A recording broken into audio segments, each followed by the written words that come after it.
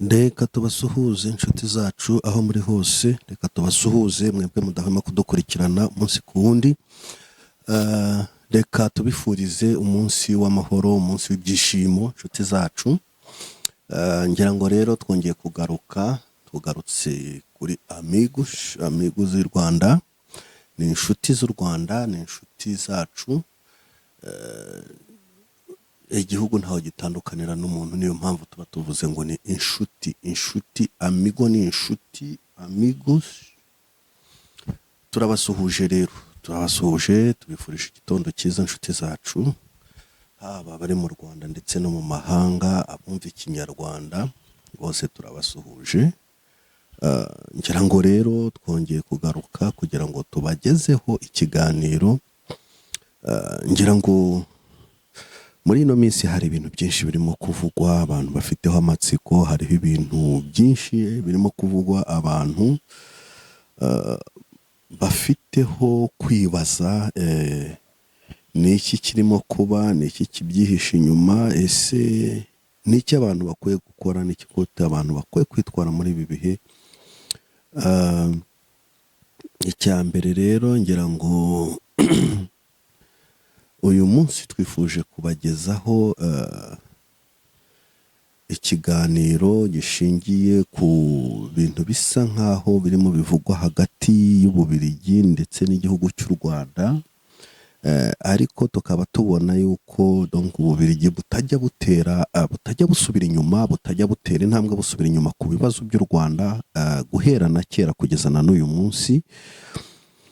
Aho Ububiligi bukomeje rwose kugaragara yuko bwivanga mu buzima bw'igihugu cy'u Rwanda, bwivanga mu buzima bihugu byo mu karere k'ibiyaga binini. Ngira ngo rero ejo bundi mwabonye ko u Rwanda rwaciye umubano hagati yarwo ndetse n'Ububiligi, bahagarika imibanire mu rwego rwabo rwa diplomasi, bamwe bahagarika ambasade, abandi nabo barabishyura. Rero ntibyaciriye aho ngaho, ngira ngo umukuru w'igihugu cy'u Rwanda yabashe kuvuga ati bano bantu reka twe kubeshyana, reka twe kujya tubeshyana, n'ubundi murabizi yuko uwo mubano udahari. Abangaba ni nko kubana n'ihwa mu kirenge, ni nko kubana n'umusundwe mu kuguru. Ni abantu n'ubundi batakwifuriza keza guhera ngira ngo muri za mirongo, ndetse ngira ngo kuva habaho ikintu bakwita ngo iyobokamana, igihe habaho ikintu cya misiyoneri yatangiye mu 1800 mu myaka ihera, aho ngira ngo Ababiligi bajya kuza muri karere, umwami Leopold wa kabiri ababwiye ati muragiye ariko mbahaye misiyo, mugende mubigishe, ariko mubigishe ntabwo bayobewe Imana, ahubwo mubacengezemo amatwara kugira ngo batwubahe, mucengezemo amatwara kugira ngo batware ibyabo, mubacengezemo amatwara bumve yuko bagomba kuba mu bukene aribwo bazabona ijuru.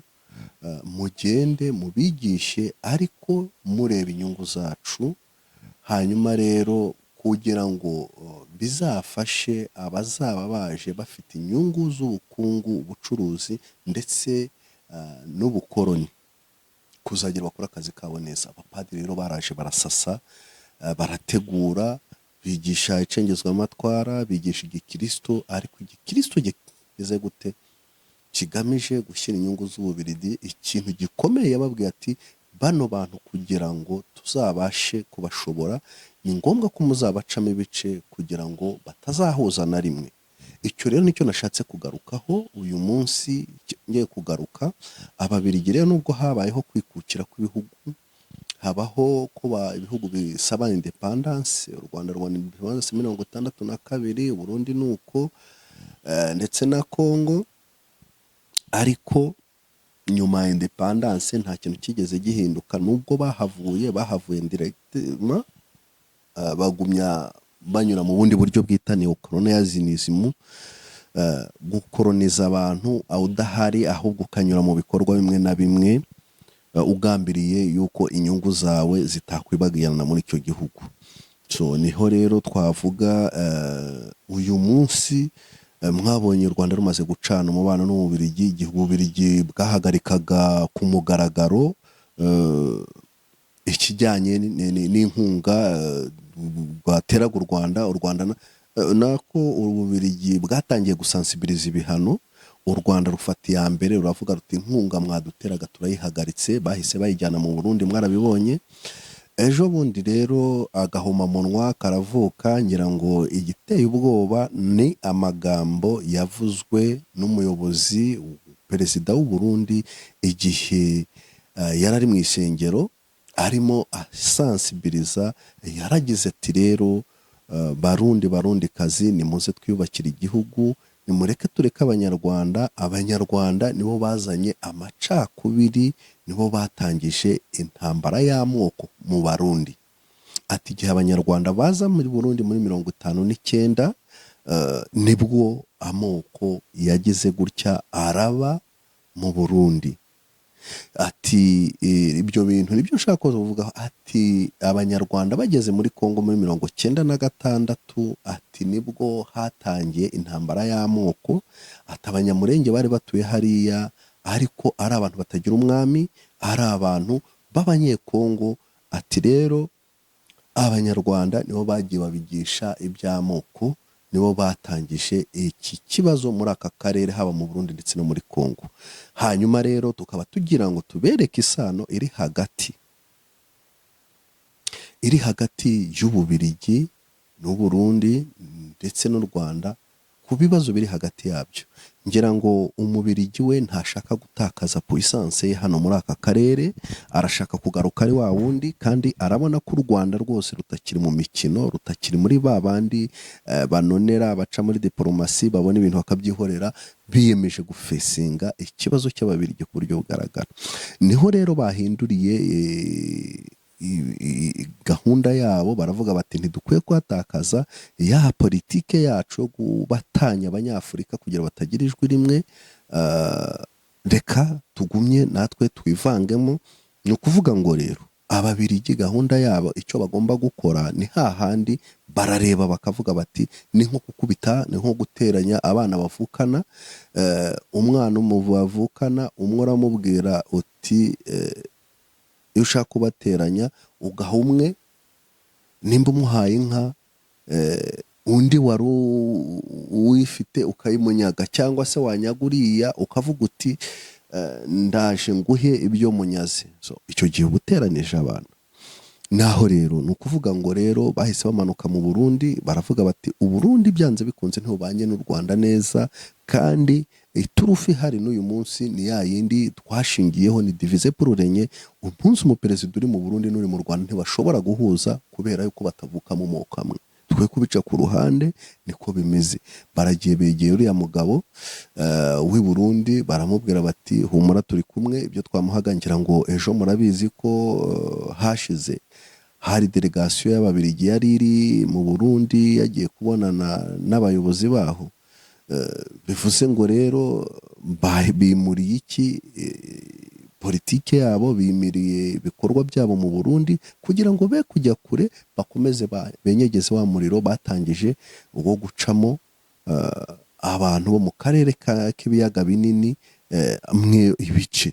Niyo mpamvu batigeze na rimwe, ntibigeze batezuka, n'ubu ntibazatezuka. Ubwo rero Sebarundi abaratanga ati abanyarwanda ni nkihwa, abanyarwanda n'abansi bacu, nibo batangije ibintu by'ivangura ry'amoko by'ubuhutu n'ubututsi mu Rwanda. Ngaho rero data, u Rwanda rwitiriwe kuvangura amoko, nibwo bushyizeho ubuhutu n'abatutsi, ariko aramasika icy'Ababiligi. Ntiyigeze akotinga Umubiligi n'umunsi n'umwe, kandi murabizi neza ko Ababiligi aribo bazanye amoko mu Rwanda. So mu kutabakotinga rero ni ukubera yuko bari mu kwaha kwe, ni ukugira ngo ashimishe bagashaka buhake, ni ukugira ngo nawe abone ibyata mu gifu cye. Ati abanyarwanda bageze mu Burundi, ati nibo bageze aho ngaho. Naho nagira ngo mpasobanure neza abanyarwanda bageze mu Burundi bani bande bahunze muri 59, ababizi barabizi, abatabizi nabo reka babimenye. Ni abatutsi bahunze ubwicanyi bwarimo bukorwa n'abahutu bari bashyigikiwe n'agatsiko k'ababirigi. Rero abanyarwanda baragiye bageze mu Burundi, ariko bageze abasanga mu Burundi nanone intwaro yari iriho yari ubutegetsi nanone bwashyizweho n'ababirigi ariko abatutsi. Niyo mpamvu cyane cyane abatutsi benshi banyuze mu Burundi, ndetse n'abano bumva bahungiye za Uganda na za Tanzania, hafi ya benshi banyuze ku mupaka banyura mu Burundi, baba muri ziriya nkambi z'i Burundi, wenda bagenda bahava kubera imibereho mibi kujya mu Bugande. Ngira ngo murabizi, ni amateka azwi, n'umubyeyi wa nyakubahwa perezida wa Repubulika y'u Rwanda bahungana nawe yabaye mu Burundi, barahabaye. Ni ukuvuga ngo rero mu Burundi niho hambere habanje guca. Bahageze rero aravuga ati nta kindi baje kwigisha abarundi gucanamo. Barashe bahuza na bene wabo Batutsi, batangira gutegura ibintu bibi, batangira nyuma yaho habaho jenoside, habaho ubwicanyi bwakorewe abahutu. Ariko ntabwo ari uko byari bimeze. Abanyarwanda baje bahunga ababirigi, bageze hariya nabo batangira kubaho mu mibereho mibi yabo. Icyo rero ni ikinyoma kibisi, ni rwa rwango afitiye abantu, ni rya vangura, bya bindi bidahwema uyu munsi, ni kwa kwivanga mu bibazo bya Kongo. Arabizi ibyo byaka abanyamurenge, ngo abanyamurenge ngo ntabwo ari abatutsi, ngo nahubwo ngo ni abanyekongo. Ni abanyekongo ko hari ababembe hakaba abafurero, wagipfuwe. Umuntu w'umuperezida ufite ubwenge aragenda akabeshya. Ni ababembe mu Kongo, haba ababembe, haba abapfurero, haba abanyama, haba abaruba, haba abanyamurenge. Nimba atari abatutsi ni abaki? Abanyamurenge ntabwo ari ubwoko. Abanyamurenge ni abantu batuye umurenge, ni abantu bisanze mu murenge, ariko ntabwo ari ubwoko. Wibeshya abantu. Ariko iyo ubeshya abantu, ubucucu bwanyu rero mubeshya abantu ukagira ngo ntibatekereza. So kubera inyungu z'inda rero, ati abatutsi, ati nanone, ati abanyarwanda nibo bambutse muri 96. Aho tubanze naho tuharebe. Abanyarwanda bambutse muri bambere bambutse muri Kongo, nabo bambutse muri 59, kuko hari abanyarwanda bahahungiye. Ntabwo abanyarwanda ba mbere bambutse mu Rwanda muri 96 nk'uko yabivuze. Muri 59 abantu bahahungiye, ni ikihe kibazo bigeze bateza muri Kongo ngo tuvuge ko ari bo batutsi nyine bagiye bakateza ibibazo muri Kongo? Baragiye nabo mu mbuto, arabakira, baratuza, baratura, babaho uko byashobokaga, barishaka, bariyubaka, kugeza igihe ejo bundi batahiye. 94 ririnji interahamwe zijamo. Interahamwe nizo zatangiye kugenda zijya kwica abo bantu b'abanyarwanda bari bariyo, bari bafite amakuru, bari batarataha, zijya kwica abanyamurenge. Ati n'ubundi muri abatutsi namwe, kubera ko bavuga ururimi rw'ikinyarwanda, ariko ni abanyekongo, niho ibibazo byabo bitangirira. Uraje rero urabeshye, uravuze uti muri 96, kuko muri 96 nibwo RPF, nibwo uwo bita Laurent Désiré Kabila nibwo yatangiye intambara afashijwe n'u Rwanda. Ariko u Rwanda rwari rufite inyungu mu kujya kurwanya interahamwe zari hariya mu makambi, zateraga buri munsi n'abasirikare ba FARC bari barahunganye imbunda. Ibyo birazwi, ariko uracurika amateka ugahengamo hagati ugakavarenga. Rero igihe mwebwe mukiri aho ngaho uravuga uti u Rwanda ni rwimitse amoko, ni mugume utarayimitse nindi. Urumva ari wowe utayimika, urumva ari wowe utayavuga, utayakoresha. So wagira ngo rero aho tuhasobanure, politiki rero y'ababirigi n'ubu ntiracika. Ubugome n'ububisha bw'ababirigi ntaho burajya. Abaperezida iki ngiki cya Semikeke, cya Byinyo, kirirwa kivuga, kibeshya, gishibura amoko, none ko nta bwoko buhari bw'abahutu n'abatutsi. Abarundi b'abatutsi bari mu Rwanda baje gukora iki? abari mu Burundi bo batotezwa umunsi ku wundi, abana b'abatutsi bishwe muri 15 baziraga iki? Kwaba bigaragambyaga kubera mwahinduye itegeko nshinga, bigaragambije kubera ubwoko. Abarundi bigaragambyaga basaba ko itegeko nshinga ritahindurwa, bigaragambije kubera ubwoko. None mugira ngo nibwo tutari abarundi ariko dukurikira amaroteka y'abarundi, nk'abaturanyi ndatubana nabo, bahungiye mu gihugu cy'u Rwanda, turaganira ndambere ndetse twaraturanye. Naho mu Burundi habaye abanyarwanda, imibereho yabo, ubuzima bwabo umunsi ku wundi turabuze. Mutabanyamurenge narabasebye, nagiye muri Amerika, nagiye kureba abanyamurenge, yego warabarebye, ariko se wabibukije yuko ese cyangwa wibwira ko bibagiwe ko mu Gatumba bishwe na CNDD FDD bayobowe na Gatorwasa? Ese mwibwiye ko byibagiranye aka kanya? Rero reka tuvuge, tubabwize ukuri ku kijyanye ku mugambi uhari w'Ababiligi bashatse kunyura mu Barundi wo gusenya u Rwanda, ariko ibyo birazwi neza, u Rwanda rurabizi, rwarabyiteguye, rwiteguye yuko Ababiligi badashobora gukura ibirenge hano, kandi turufu yabo ni ukunyura mu bantu babandi bacyambariye ku nda, babandi bacyambariye ku moko. Rero biteye isoni, biteye n'agahinda kumva perezida w'igihugu, kumva umuntu nka Ndayishimiye Alias Neva Semikeke atinyuka akavuga ngo abanyarwanda nibo bajyanye amoko mu Burundi. Ese abanyarwanda bari bafite ingufu ki ku buryo baje ari impunzi bakaza gucengeza amoko, bakinjira muri leta yari ihari, bakaza bagasansibiriza ibintu bikemerwa, Abarundi bagafata imihoro nabo bagatemana? Ibyo bintu bibaho? Ariko mwagiye mushyiramo ubwenge, nimba ubugoryi. Ariko ubundi cye bijya binanyobera, buriya bundi bajya gutoranya nkuriya mu perezida bahereye kuki? Reka twe kubatyoza, kubera ko n'uburenganzira bwanyu kuyoborwa n'ibicucu, uburenganzira bwanyu kuyoborwa n'abantu. Perezida ujya kuzana umushinga, akazana umushinga ngo utunga abaturage, akazana uw'inkwavu akazana wo korora amasazi. Ariko mwunyumvire ni ukuri kw'Imana, Mana, Abarundi mwe ndabihanganishije pe, ndabihanganishije. Turabyemera, turabizi ko u Rwanda rugomba guhura, rugomba kugira ngo tuve kuri iyi ngoyi, tugomba kunyura mu bikomeye, turabizi neza. Tugomba na perezida wacu ejo bundi aratubwira ati muziri ku mukandara, mufunge mukanda. Turabizi ko tuzaca mu bintu bikomeye, ariko ntabwo tuzaba nkamwe, ntabwo tuzatega amajosi, never. Twarapfuye bihagije, mwangegera mwe.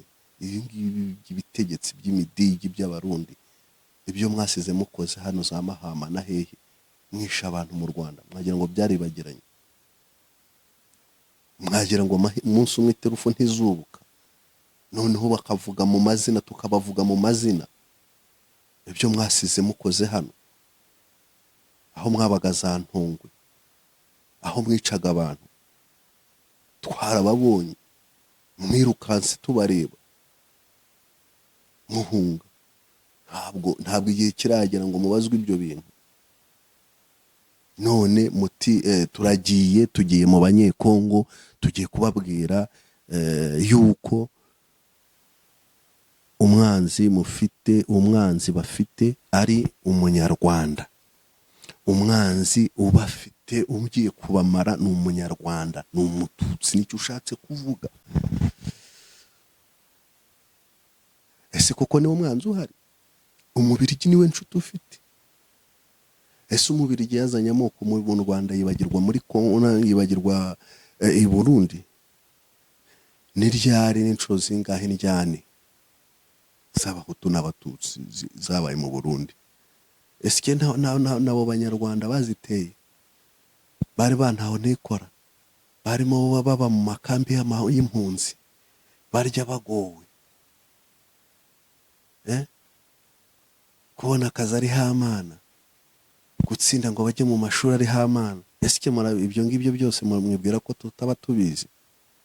Abana b'Abarundi batsindiraga ku manota ngahe? aho abanyarwanda batsindiraga ku manota ngahe wanjijiwe. Ntago tuzaborohera, tuzababwira ukuri, kubarye kubababaze. Ujya kudiporowinga ingabo muri Kongo, kuki utagiye kuzidiporowinga se ngo zigende ko abakongomani nimba ufite impuhwe z'abakongomani, kuki utagiye ngo ugende ujye muri Kasayi cyangwa ujye Kinshasa ujyane ingabo zawe? Kuki wazijyanye mu Minembwe? Ni impuhwe wari ufite abanyamurenge, wari ugiye kubarinda? Ko tutibagiwe ibyo mwakoze mu Gatumba, wari ugiye kurinda abanyamurenge? Ejo bundi babishe utareba, uyu munsi ntibagipfa. Ingabo z'abarundi ko ziri hariya zikora iki? Ntizifatanya na Wazalendo n'Interahamwe? Za Minova ntabwo nta makuru dufite y'ibyahabereye. Murajya aho ngaho ukabeshya umuntu ngo uri perezida, ariko kubera kuri perezida ariko mwibwira yuko tudasoma, tutumva amakuru, tutazi amateka y'ibihugu byacu, tutazi ukuri kw'abanyarwanda n'abarundi. avuga abanyarwanda bagaze mu urakagera kure urakakubitwa n'inkuba, urakaheka amaboko, urakazenguruka isi, urakasaba uwo wimye, urakabunza imbehe mu bakazana, wagipfu ndagututse ni mwene Semicuni ngo mu bihumbi. Perezida muzima burya ariko aribwa n'akataribwa. Hobera impyisi nyine izakura muzayibona, hobera kugira ngo urebe ko warenza kabiri, kuko abarundi ho bamenye uwo uri we. Gerageza urebe ko bwacya kabiri bwa gatatu, ariko ntabwo bizagukunda, ntabwo byaguhira inshuti ya data. Ntabwo urakabura ubucuti, urakabona urwubone.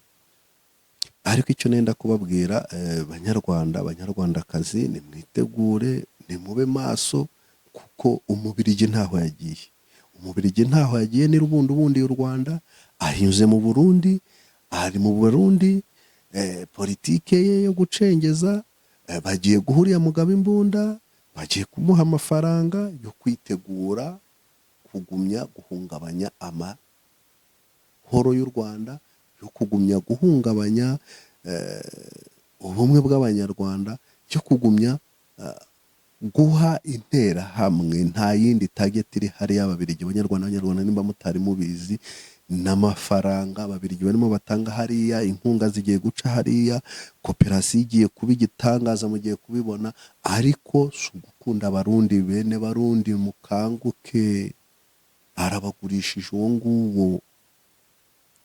Gahunda harababwira ati ngo abarundi ngo turamutse dutewe, ngo abarundi twahagorokera rimwe, abarundi twagenda twese tukajya gutabara abahutu n'abatutsi. Bongo urabeshya ndetse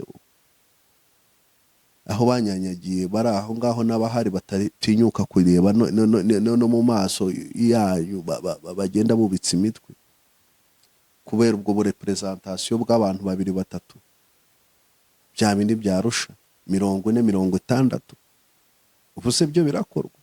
Ntitubizi mu ngabo uko bimeze, ntitubizi muri administration uko bimeze, mu butegetsi.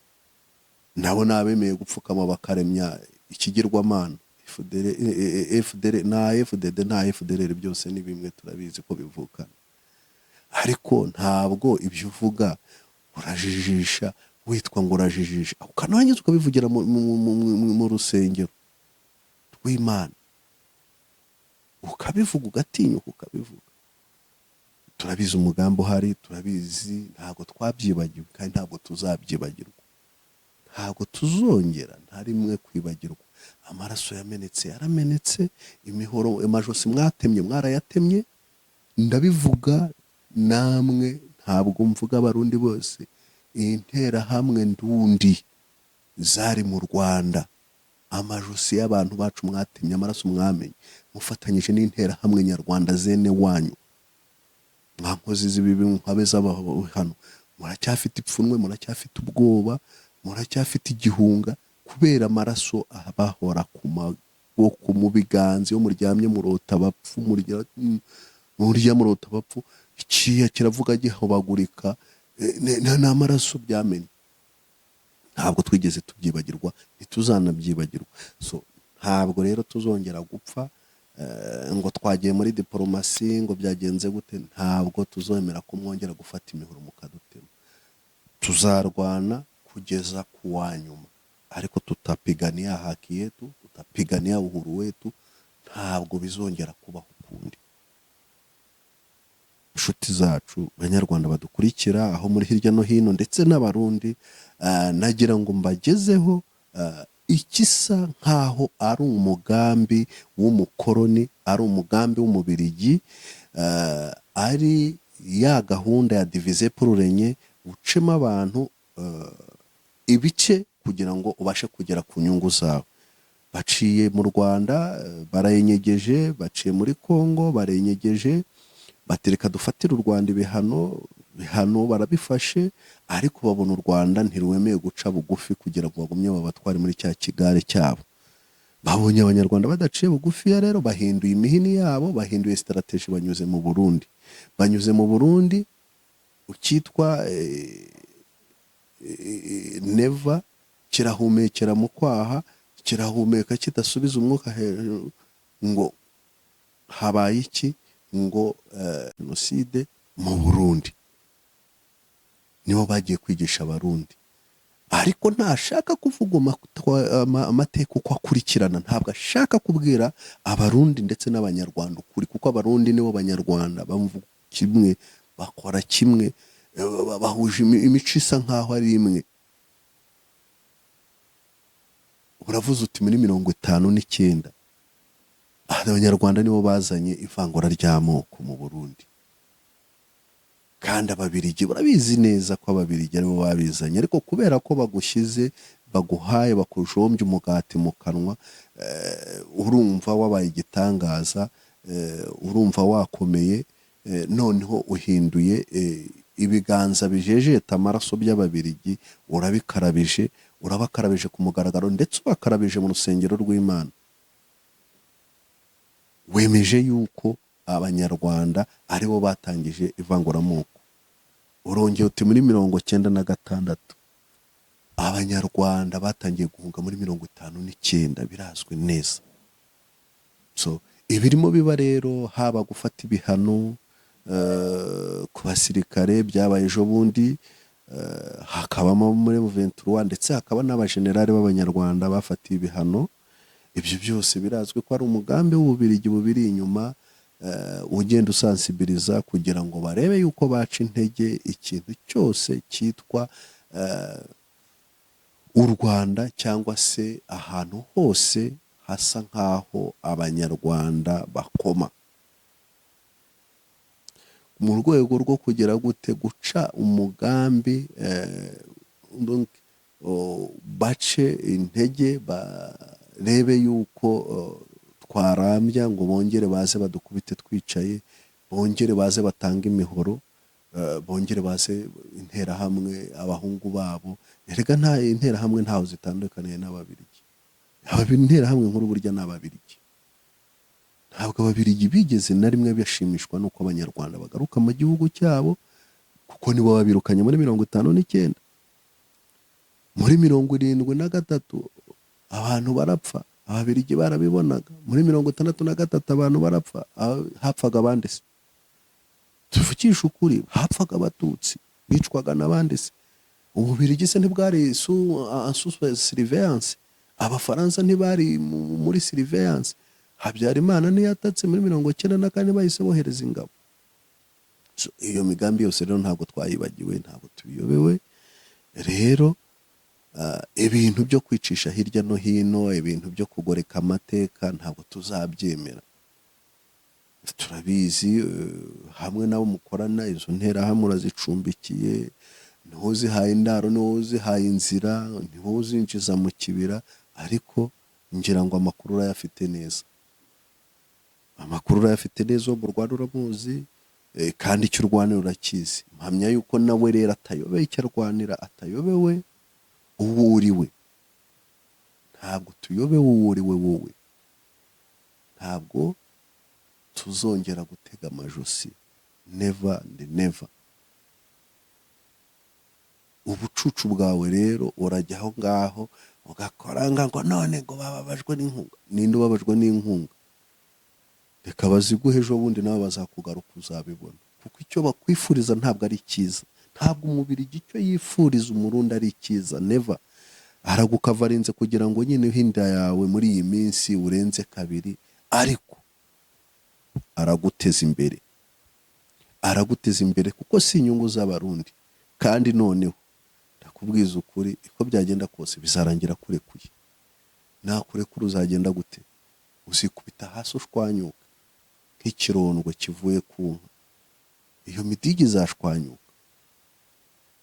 Iyo ideoloji y'ivangura rero, nimurekere abanyarwanda amoko. Mu Rwanda nta moko akihaba. Reka da, abanyarwanda babaye abanyarwanda. Ahubwo wowe uracyari nkandodogozi y'ikirondwe igumba ku nka, ku ruhu inka yaramaze gupfa kera cyane. So banyarwanda rero, barundi, inshuti z'u Rwanda, batwumva, abazi icyo turwanira, abazi icyo dushaka, abazi icyo twahisemo amahoro, twahisemo kwirwanira uburenganzira bwacu, twahisemo guhagarara kitware, twahisemo guhagarara kigabo, kabone niyo twapfira gushira.